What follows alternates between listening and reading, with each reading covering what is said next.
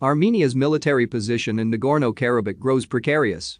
4 weeks into the war, Armenian forces in Nagorno-Karabakh face a military calamity. Azerbaijan's drones and artillery have whittled them down, forcing a steady retreat. Unable to effectively counterattack or replace its losses, Armenia's military has ceded considerable ground. Although Azerbaijan's early offensives did not result in significant gains, over the past 2 weeks they have captured a substantial amount of territory south of Stepanakert and along the Iranian border. Now Armenian forces are under threat of being cut off entirely as the Lachin corridor, linking Nagorno-Karabakh to Armenia proper, is within range of Azerbaijani artillery.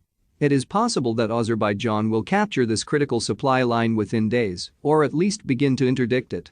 At the time of this writing, Armenian forces are trying to stabilize the battlefield and repel further Azerbaijani advances towards Lachin. The battle line is seesawing as fighting intensifies in this area.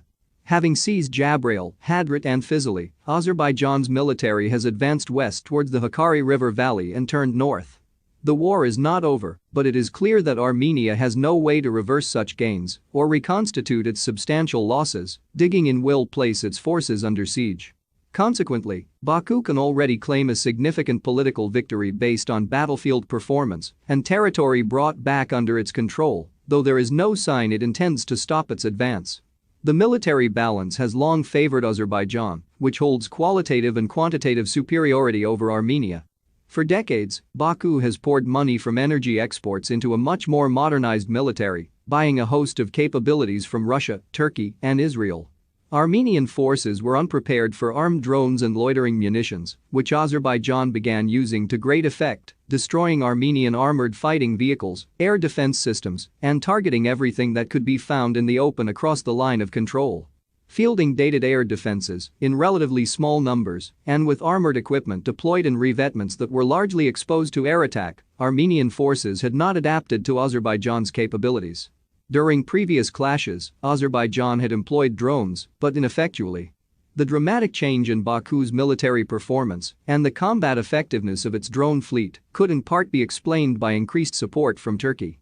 Turkey provided mercenaries as a relatively cheap and disposable force, deployed F-16s, and appears to be aiding the war effort.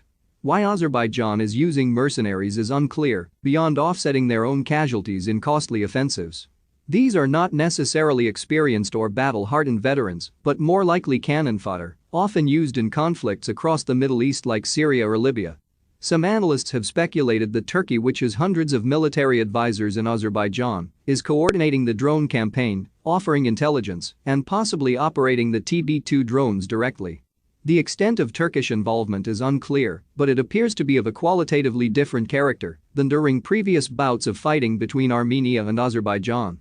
This is not to suggest that Azerbaijan's armed forces cannot fight, but it is also evident they are getting help from a larger military power.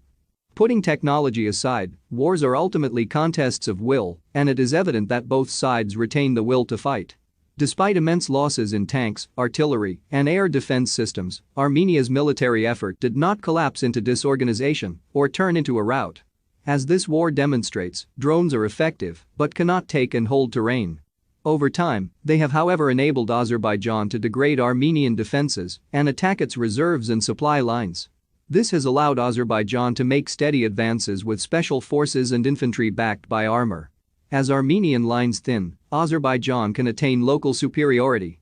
In some areas their forces appear to be advancing largely unopposed.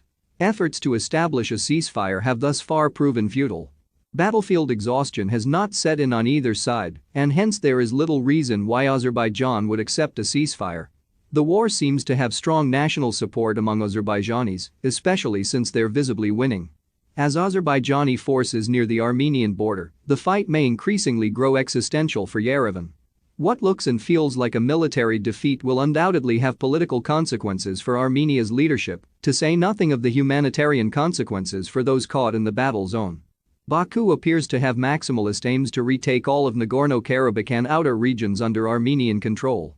At least this much can be gleaned from President Ilham Aliyev's boisterous statements.